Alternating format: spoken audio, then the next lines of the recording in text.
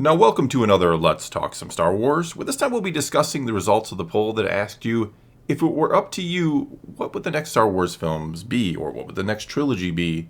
And this time I'm going to do something a little different. I'm going to bring in my wife, who goes by the name Sailor Naboo, to kind of read some of the questions and to be someone to toss some ideas and thoughts off against. It's easier to talk Star Wars when you literally have someone to talk Star Wars with. Anyway, let's then get right away to the results, which you will take over. All right, results of the poll. 45% said set during the Old Republic, 36% a retelling of the sequel trilogy, 9% set during the post-original trilogy Mandalorian time period, 7% set after the sequels, and 4% set during another time period. And so, kind of looking at that, I mean, it's nice to see Old Republic doing extremely well. Mm-hmm.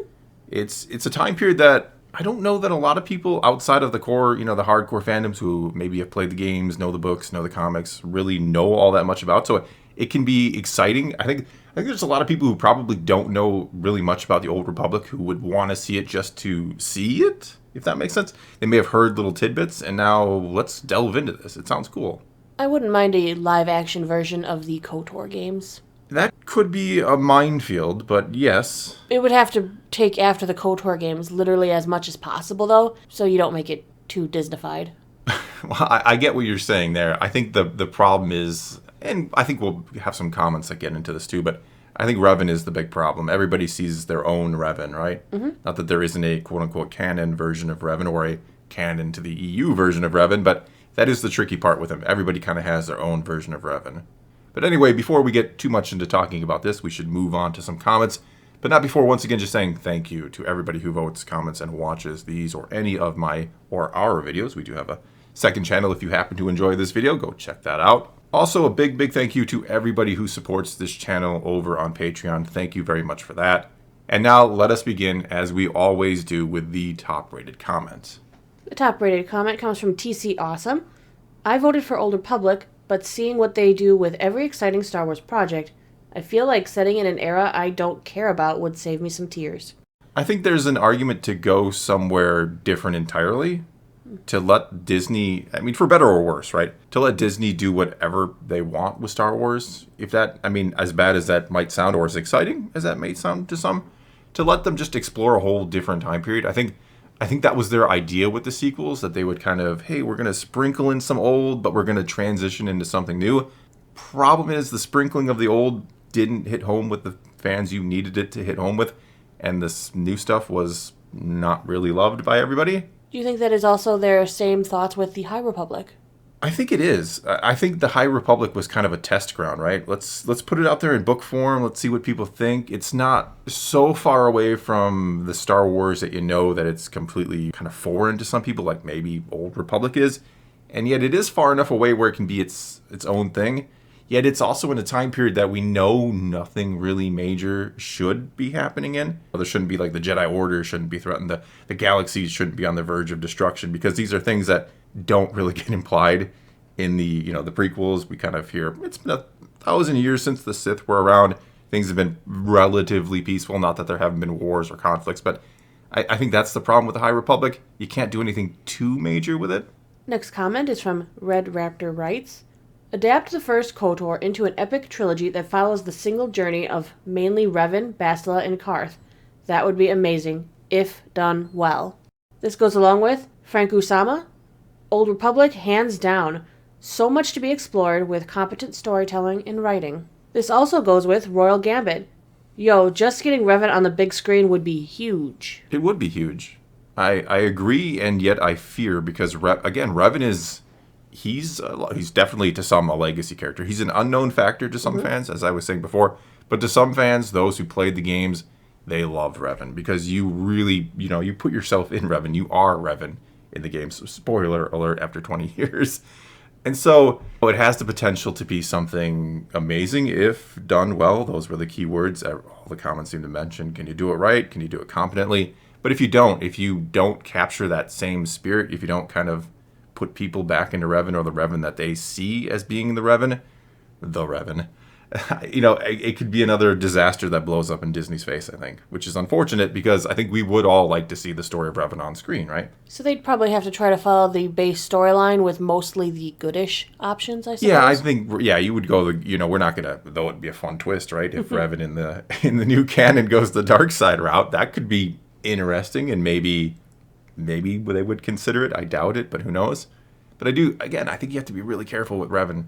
We've seen what happens when you screw up legacy characters and the response out of the fans.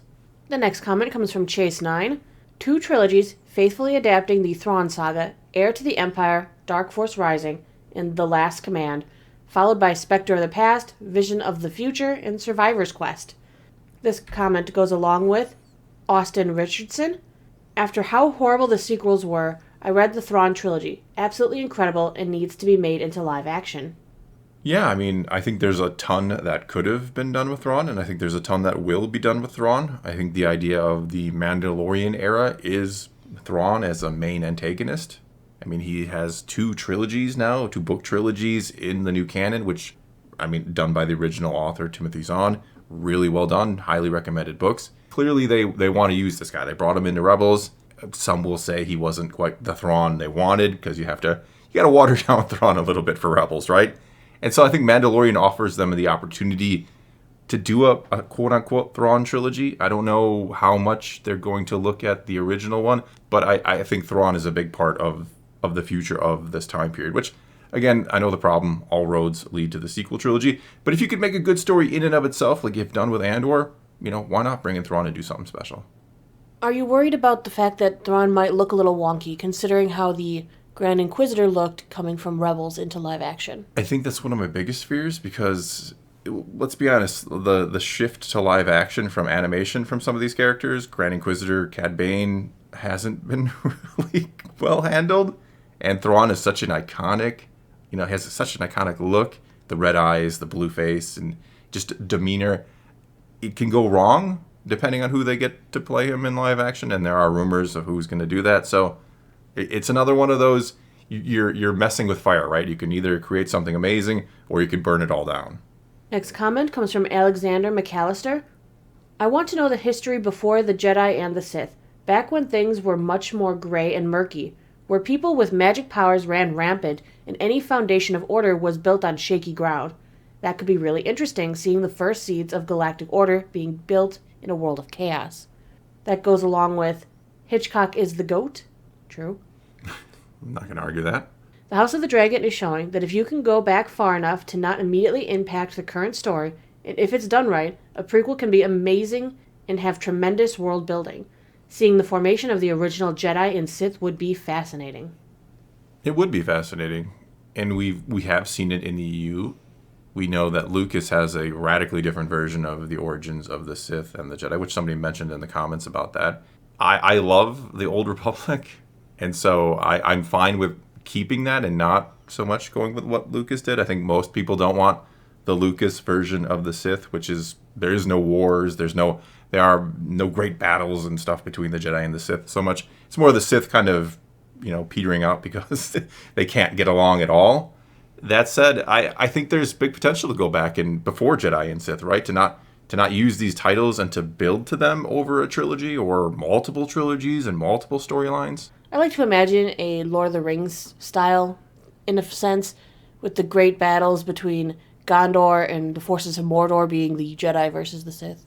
I mean, that is a good way to look at it. I think you would want these kind of very epic and grandiose and kind of fantasy-esque battles that you see, kind of that same feeling, not obviously same look per se. We don't need them holed up in Helm's Deep or anything. But no, I think that's what people, it's a romanticized time, right? And I would love to see them capture that well on screen.